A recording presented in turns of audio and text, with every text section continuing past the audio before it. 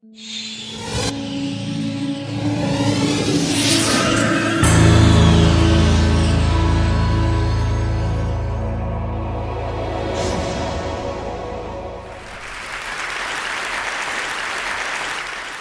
I should have a daughter, instead of Mom, she's gonna call me Point B. Because that way she knows that no matter what happens, at least she can always find her way to me.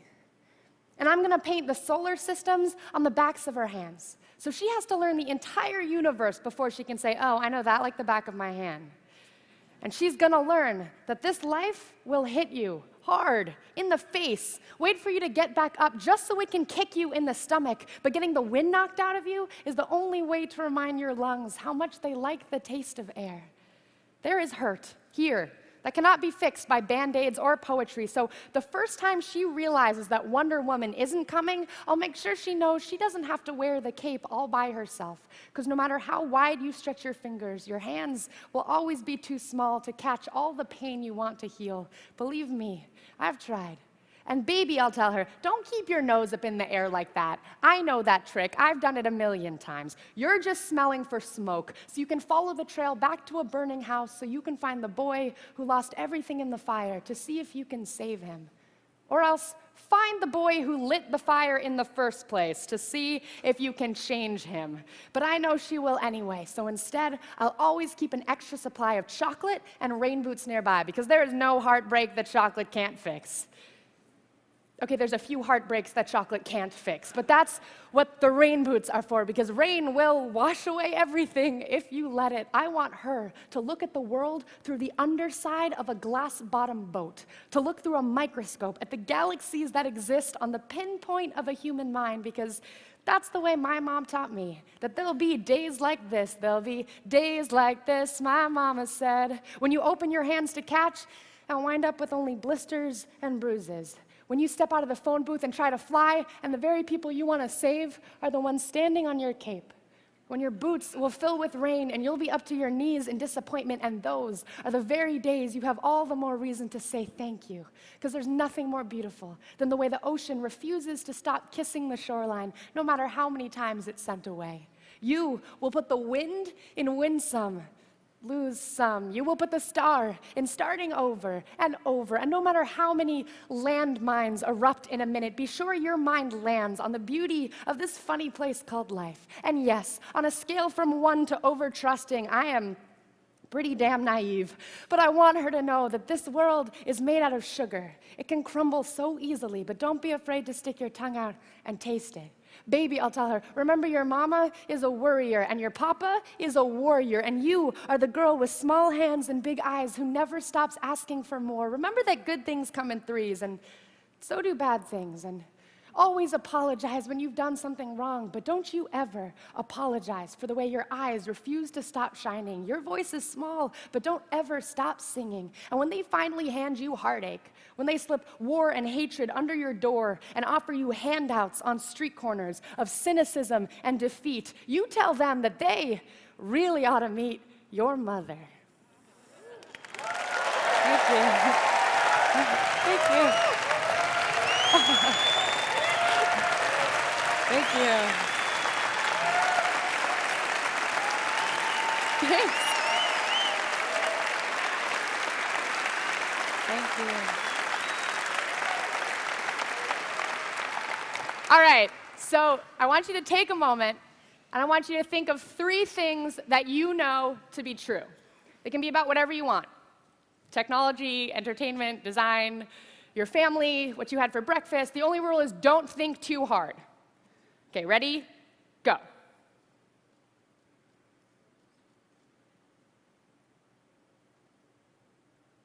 Okay, so here are 3 things I know to be true. I know that Jean-Luc Godard was right when he said that a good story has a beginning, a middle, and an end, although not necessarily in that order. I know that I am incredibly nervous and excited to be up here, which is greatly inhibiting my ability to keep it cool. And I know that I have been waiting all week to tell this joke. Why was the Scarecrow invited to TED? Because he was outstanding in his field. I'm sorry. Okay, so these are 3 things I know to be true. But there are plenty of things that I have trouble understanding. So I write poems to figure things out. Sometimes the only way I know how to work through something is by writing a poem. And sometimes I get to the end of the poem and look back and go, oh, that's what this is all about. And sometimes I get to the end of the poem and haven't solved anything, but at least I have a new poem out of it. Spoken word poetry is the art of performance poetry. I tell people it involves creating poetry that doesn't just want to sit on paper, that something about it demands it be heard out loud or witnessed in person. When I was a freshman in high school, I was a live wire of nervous hormones. And I was underdeveloped and overexcitable, and despite my fear of ever being looked at for too long, I was fascinated by the idea of spoken word poetry. I felt that my 2 secret loves, poetry and theater, had come together and had a baby I needed to get to know. So I decided to give it a try. My first spoken word poem, packed with all the wisdom of a 14-year-old, was about the injustice of being seen as unfeminine. The poem was very indignant and mainly exaggerated, but the only spoken word poetry that I had seen up until that point was mainly indignant, so I thought that that's what was expected of me. The first time that I performed, the audience of teenagers hooted and hollered their sympathy, and when I came off stage, I was shaking. I felt this tap on my shoulder, and I turned around to see this giant girl in a hoodie sweatshirt emerge from the crowd. She was maybe 8 feet tall and looked like she could beat me up with one hand, but instead she just nodded at me and said, "Hey, I really felt that, thanks." And lightning struck. I was hooked. I discovered this bar on Manhattan's Lower East Side that hosted a weekly poetry open mic, and my bewildered but supportive parents took me to soak in every ounce of spoken word that I could. I was the youngest person there by at least a decade, but somehow the poets at the Bowery Poetry Club didn't seem bothered by the 14-year-old wandering about. In fact, they welcomed me. And it was here, listening to these poets share their stories, that I learned that spoken word poetry didn't have to be indignant. It could be fun or painful or serious or silly. The Bowery Poetry Club became my classroom and my home, and the poets who performed encouraged me to share my stories as well. Never mind the fact that I was 14, they told me, write about being 14. So I did, and stood amazed every week when these brilliant, grown-up poets laughed with me and groaned their sympathy and clapped and told me, hey, I really felt that too. Now, I can divide my spoken word journey into 3 steps. Step 1 was the moment I said, I can do this. And that was thanks to a girl in a hoodie. Step 2 was the moment I said, I will continue. I love spoken word. I will keep coming back week after week. And step 3 began when I realized that I didn't have to write poems that were indignant if that's not what I was. There were things that were specific to me. And the more that I focused on those things, the weirder my poetry got, but the more that it felt like mine. It's not just the adage, write what you know. It's about gathering up all of the knowledge and experience you've collected up to now to help you dive into the things you don't know. I use poetry to help me work through what I don't understand, but I show up to each new poem with a backpack full of everywhere else that I've been. When I got to university, I met a fellow poet who shared my belief in the magic of spoken word poetry. And actually, Phil Kay and I, coincidentally, also share the same last name. When I was in high school, I had created Project Voice as a way to encourage my friends to do spoken word with me. But Phil and I decided to reinvent Project Voice, this time changing the mission to using spoken word poetry as a way to entertain, educate, and inspire. We stayed full-time students, but in between we traveled, performing and teaching 9-year-olds to MFA candidates from California to Indiana to India to a public high school just up the street from campus. And we saw over and over the way that spoken word poetry cracks open locks. But turns out sometimes poetry can be really scary. Turns out sometimes you have to trick teenagers into writing poetry. So I came up with lists. Everyone can write lists. And the first list that I assign is 10 things I know to be true. And here's what happens. And here's what you would discover, too, if we all started sharing our lists out loud. At a certain point, you would realize that someone has the exact same thing or one thing very similar to something on your list. And then someone else has something the complete opposite of yours. Third, someone has something you've never even heard of before.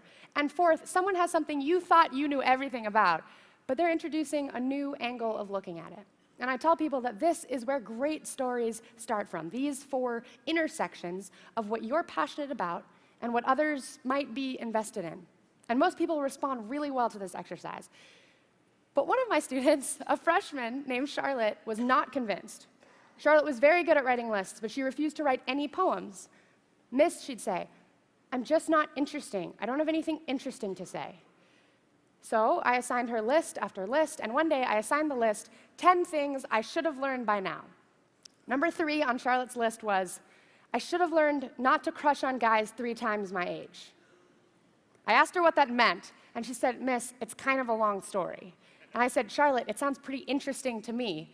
So she wrote her first poem, a love poem, unlike any I had ever heard before. And the poem began, Anderson Cooper is a gorgeous man.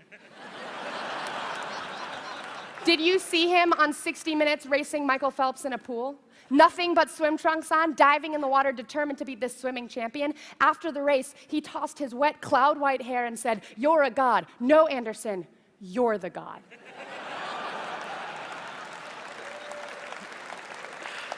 So, now, I know that the #1 rule to being cool is to seem unfazed, to never admit that anything scares you or impresses you or excites you. Somebody once told me it's like walking through life like this. You protect yourself from all the unexpected miseries or hurt that might show up, but I try to walk through life like this. And yes, that means catching all of those miseries and hurt, but it also means that when beautiful, amazing things just fall out of the sky, I am ready to catch them. I use spoken word to help my students rediscover wonder, to fight their instincts to be cool and unfazed, and instead actively pursue being engaged with what goes on around them so that they can reinterpret and create something from it. It's not that I think that spoken word poetry is the ideal art form. You know, I'm always trying to find the best way to tell each story. I write musicals, I make short films alongside my poems, but I teach spoken word poetry because it's accessible. Not everyone can read music or owns a camera, but everyone can communicate in some way, and everyone has stories that the rest of us can learn from. Plus, spoken word poetry allows for immediate connection. It's not uncommon for people to feel like they're alone or that nobody understands them, but spoken word teaches that if you have the ability to express yourself and the courage to present those stories and opinions, you could be rewarded with a room full of your peers or your community who will listen. And maybe even a giant girl in a hoodie who will connect with what you've shared. And that is an amazing realization to have, especially when you're 14. Plus, now with YouTube, that connection's not even limited to just the room we're in. I'm so lucky that there's this archive of performances that I can share with my students. It allows for even more opportunities for them to find a poet or a poem that they connect to. Now, it is tempting. Once you've figured this out, it is tempting to keep writing the same poem or keep telling the same story over and over once you've figured out that it will gain you applause. It's not enough to just teach that you can express yourself. You have to grow and explore and take risks and challenge yourself. And that is step 3, infusing the work you're doing with the specific things that make you you, even while those things are always changing. Because step 3 never ends. But you don't get to start on step 3 until you take step 1 first. I can. I travel a lot while I'm teaching, and I don't always get to watch all of my students reach their step 3, but I was very lucky with Charlotte that I got to watch her journey unfold the way it did. I watched her realize that by putting the things she knows to be true into the work she's doing, she can create poems that only Charlotte could write, about eyeballs and elevators and Dora the Explorer, and I'm trying to tell stories only I can tell. Like this story. I spent a lot of time thinking about the best way to tell this story, and I wondered if the best way was going to be a PowerPoint or a short film, and where exactly was the beginning or the middle or the end. And I wondered whether I'd get to the end of this talk and finally have figured it all out, or not. And I always thought that my beginning was at the Bowery Poetry Club, but it's possible that it was much earlier. In preparing for TED, I discovered this diary page in an old journal. I think December 54th was probably supposed to be 24th. It's clear that when I was a child, I definitely walked through life like this. I think that we all did. I would like to help others rediscover that wonder, to want to engage with it, to want to learn, to want to share what they learned, what they've figured out to be true, and what they're still figuring out. So I'd like to close with this poem. When they bombed Hiroshima, the explosion formed a mini supernova.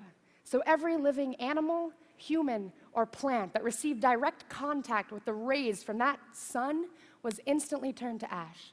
And what was left of the city soon followed. The long-lasting damage of nuclear radiation caused an entire city and its population to turn into powder.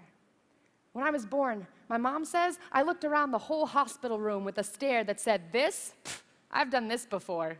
She says I have old eyes. When my grandpa Genji died, I was only 5 years old, but I took my mom by the hand and told her, don't worry, he'll come back as a baby. And yet for someone who's apparently done this already, I still haven't figured anything out yet. My knees still buckle every time I get on a stage. My self-confidence can be measured out in teaspoons, mixed into my poetry, and it still always tastes funny in my mouth.